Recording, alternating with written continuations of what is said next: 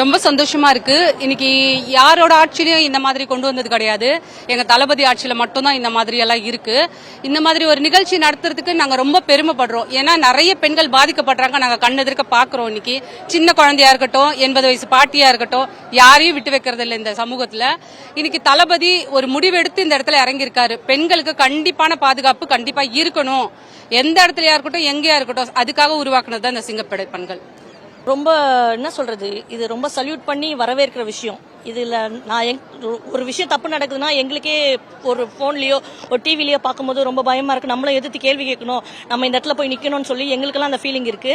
அந்த ஃபீலிங்லாம் தொடச்சிட்டு இன்னைக்கு தளபதி வந்து இந்த விஷயம் பண்ணிருக்கா. ரொம்ப ஹாப்பி. இது நாங்க ஒரு சிங்கப்பெண்லயே நாங்க இருக்கிறோம். நாங்க இறங்கி தட்டி கேட்கிறோம். கண்டிப்பா அந்த தட்டி கேட்கிற இடத்துல சிஎம் வந்து எங்களை வச்சிருக்காரு. அதுல ரொம்ப சந்தோஷம் எங்களுக்கு.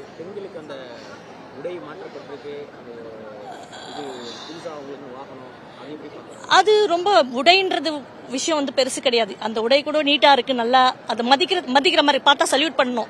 அது எங்களுக்கே ரொம்ப ஆர்வமா இருக்கு. நாங்களும் இதுல சேரணும்னு ரொம்ப விருப்பப்படுறோம். நாங்களாம் ரொம்ப பெருமைப்படுறோம். ரொம்ப ப்ரௌடா, அதான் சொன்ன மாதிரி ரொம்ப ப்ரௌடா இருக்கு. இதை பாக்குறது ரொம்ப பெருமை. பார்க்கும்போது நாங்கள் சல்யூட் அடிக்கணும்னு தோணுது. சாதாரண இப்போ சும்மா ஒரு போலீஸ் போனாலே சல்யூட் அடிப்போம் பார்த்தீங்களா, இப்போ அந்த யூனிஃபார்ம் பார்த்தோன்னா டபுள் சல்யூட் அடிக்கணும் போல இருக்கு. அப்படி இருக்கு எங்களுக்கு ஒரு ஃபீலிங். ரொம்ப ஹாப்பியா இருக்கு. பிரியா சிங்கப்பெண் தலைவர், முதல்ல தலைவருக்கு நாங்கள் வணக்கம் சொல்கிறோம்.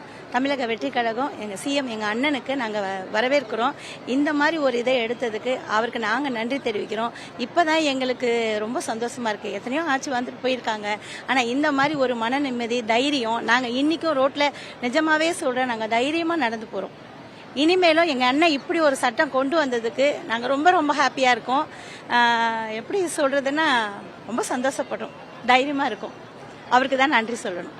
வந்த ஒரு மாசத்திலேயே 2 விஷயம் பண்ணியிருக்காரு பெண்களுக்காக. வீட்டில் இருக்கிற தாய்மார்களுக்காக டாஸ்மார்க்கை மூடி குடிகார ஆண்களை திருத்தணுன்ற ஒரு வைராகியத்தில் அந்த டாஸ்மார்க்கை மூடி குழந்தைங்களுக்கான இதை மாற்றி அமைச்சிருக்காரு. 1.